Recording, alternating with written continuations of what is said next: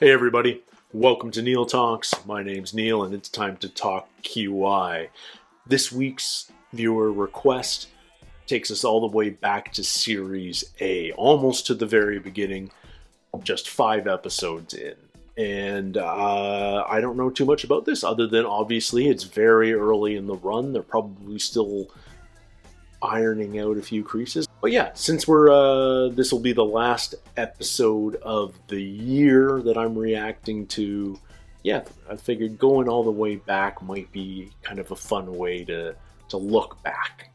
I do know that Gyles Brandreth is in this episode. I'm not sure who the other guests are. I didn't realize Gyles appeared on the show this early on in its run, but that should be a lot of fun. I wonder if he's his normal ebullient storytelling self. I hope he is. I hope he's just as charming as he always is. I wonder whether the episode is tailored to his personal family history, like some of his later appearances appear to be. But in any case, I look forward to seeing the earliest appearance of Gyles in this, and see who the other guests are too. I'm not sure who else might be part of the show, but let's check it out, guys. This is episode 5 from Series A, and it's called Advertising. Welcome to QI, the world's most impossible quiz Oh, and the open nearest shirt. modern equivalent to Lions versus Christians. Let's meet my lunch. Alan Davies. Rob Brydon. Ah, hello, Rob. Hall. Hello, Rich. Gyles Brandreth. Gyles looks so much younger. Wow. As I don't really expect anyone to get any of the answers right, I award Stephen points needs for a better being tailor. interesting and penalties. So loose. Usually, if history is any guide, to Alan for being obvious. In which event, I also humiliate him like this.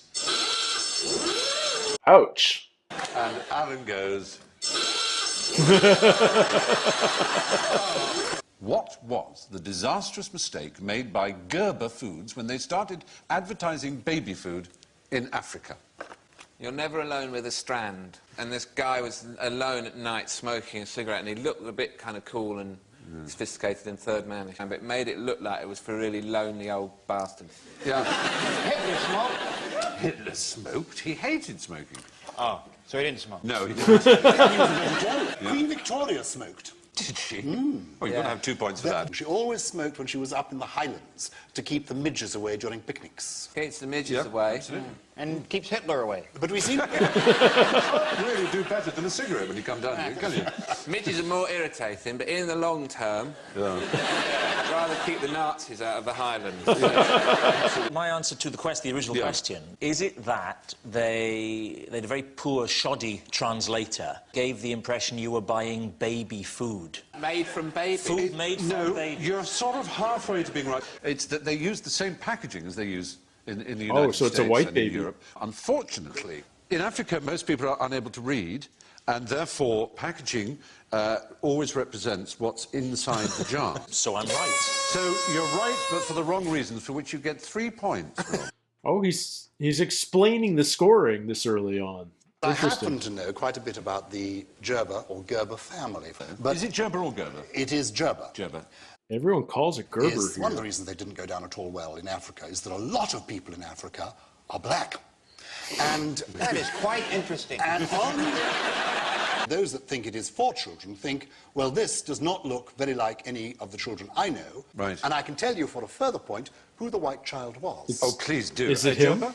No, she was not. She was called Anne Turner Cook, and up until the end of the Second World War was the most prolific romantic novelist working in the United States of America. I'm sorry, that's 10 points. That's 10 points. Because she's my cousin. Fantastic. Gyles being Gyles. My great-great-grandfather, who was a man called Dr. Benjamin Brandreth, was a friend of the original Dr. Gerber. Right. And so, unfortunately, I do know a lot about them. They were in the business of tanning. And unfortunately, tanning just fell from favor.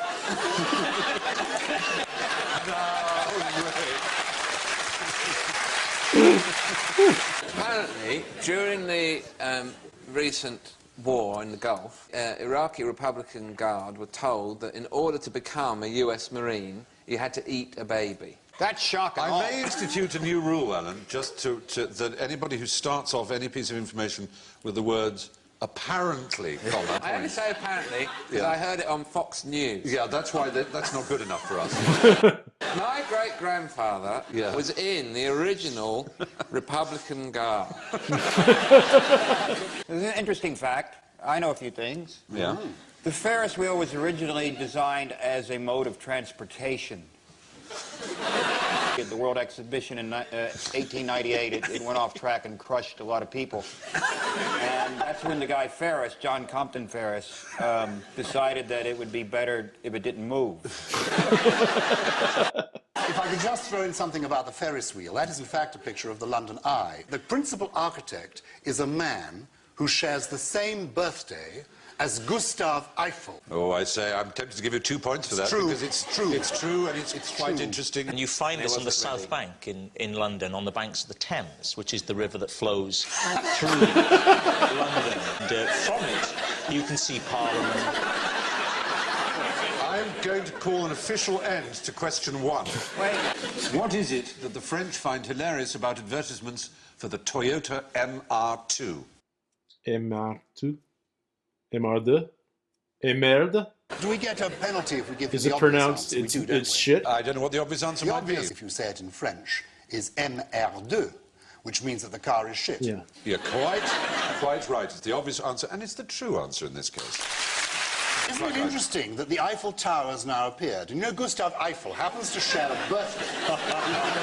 Remarkable how you can cheer a child up once you get all the spaghetti out of its hair.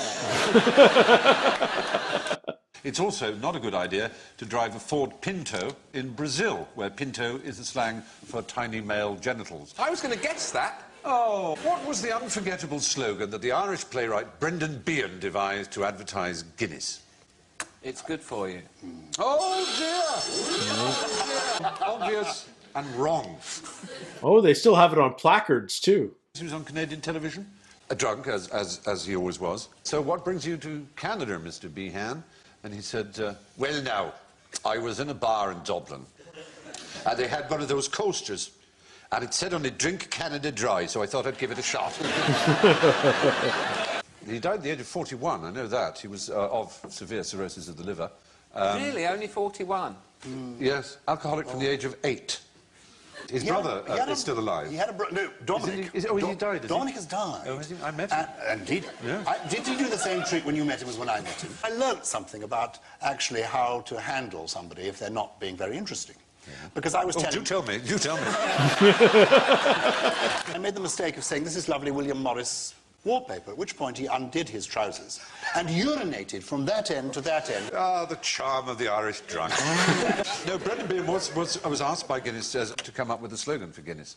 And he said, you'll have to send a couple of crates round. Went round the next day, and all the bottles had been drunk, and there were screwed up bits of paper everywhere. And he handed them a piece of paper, and it said, Guinness makes you drunk. There you are. You know, Venus is made entirely out of felt. I would like 3 points, please. Do you know who predicted James Dean's death in his car? Nostradamus. Yes. Yeah, Alec Guinness. James Dean came running out and said, hey, you can come and sit with me.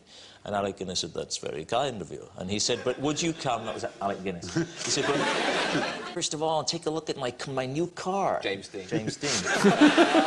And Alec Guinness felt a strange thing, and he said, if you go inside that car, you will not be alive. Please, don't spoil it with laughter.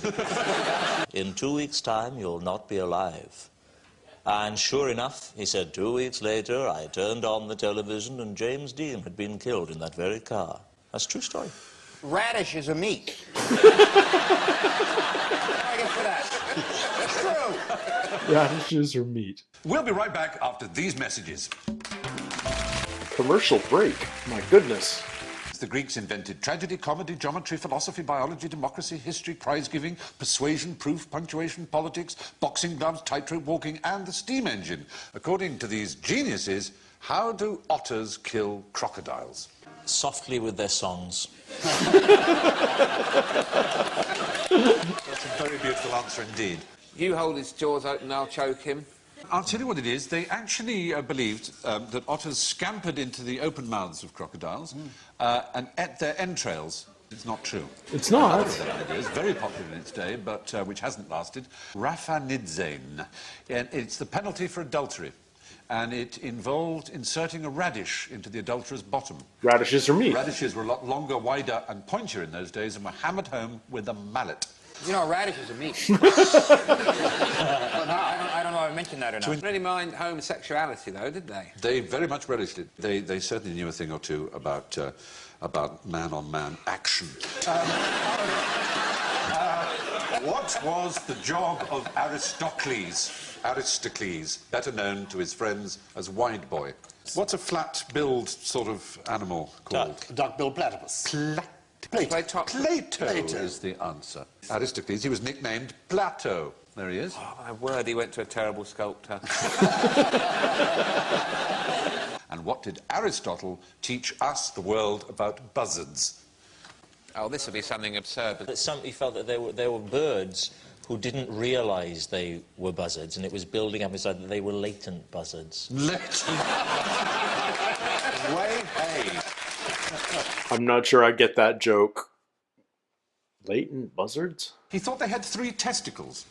Oh, he's see- very overrated. Even though he knew a good sculptor, he looks all right there. Yeah. The Latin for buzzard, its taxonomical name is buteo. Yeah. Right? Beauty. Now, there's a sort of, as it were, a subspecies of buzzard called a hobby, subbuteo. Sabutia. And the man who I've learned invented about the game subbuteo. wanted to call it the hobby.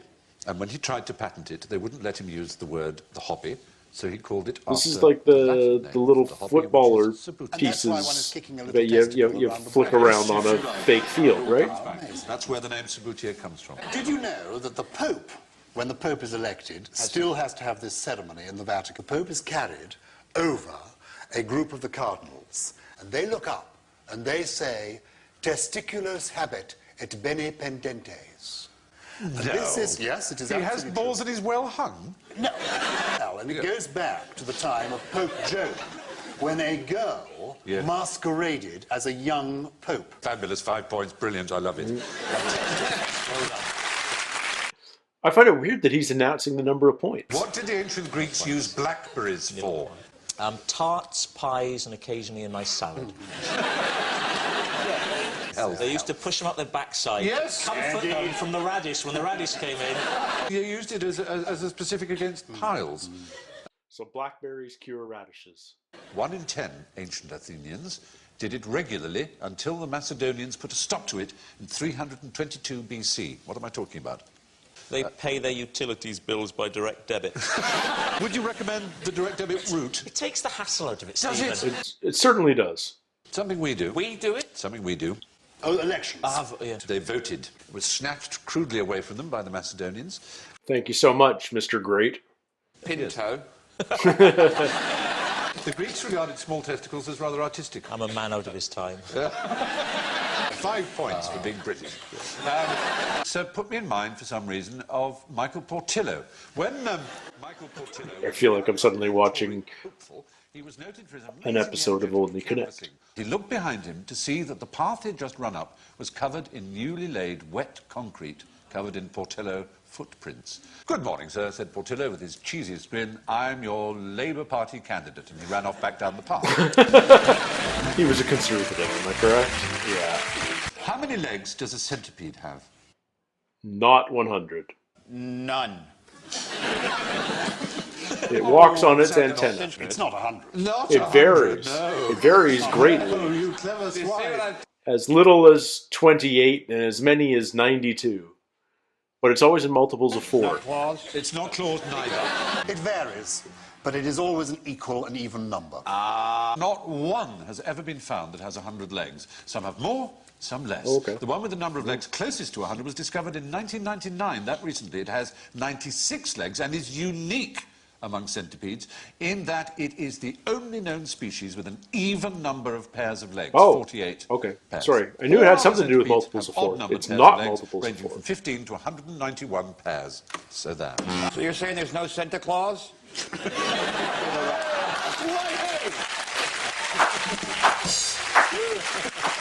Rich was just sitting on that one for half an hour. Handsome 1 point. Now, did 35,000 Americans insure themselves against in 1994?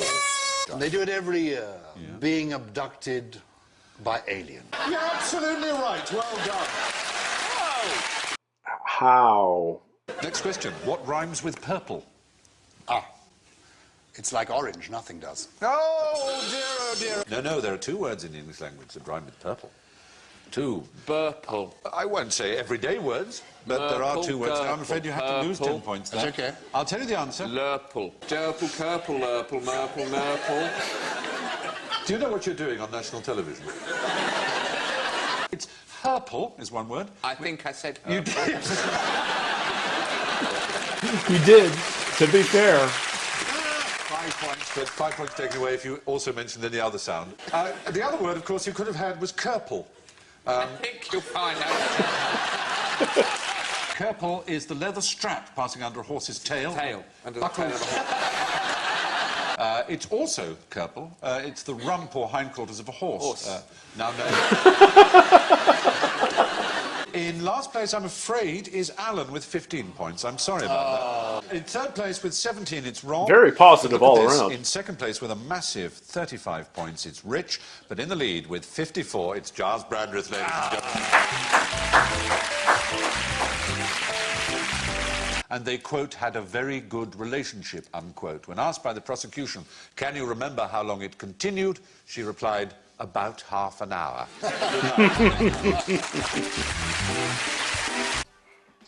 This might be the earliest episode I've ever seen, and it's interesting. Like, it's 99.9% the same, but there are some differences still. The scoring, it's more generous, but it's interesting that Steven's saying how much he's giving out in the way of points, as well as questions are being answered. That certainly goes away relatively quickly in the series. And he's also telling more like extended stories. He did one just before General Ignorance, and I feel like this one at the end was certainly longer than his normal closing remark. But yeah, you know, we're pretty much there, and Gyles is being Gyles. Gyles, in fact, was less involved than he typically is, even though he was very active. I'm just saying, normally he takes over a show, and on this one he didn't. But you could see this was QI's first encounter with Gyles, and you saw the reactions by the other contestants. Rich Hall in particular got right out of his chair, had a nap on the desk.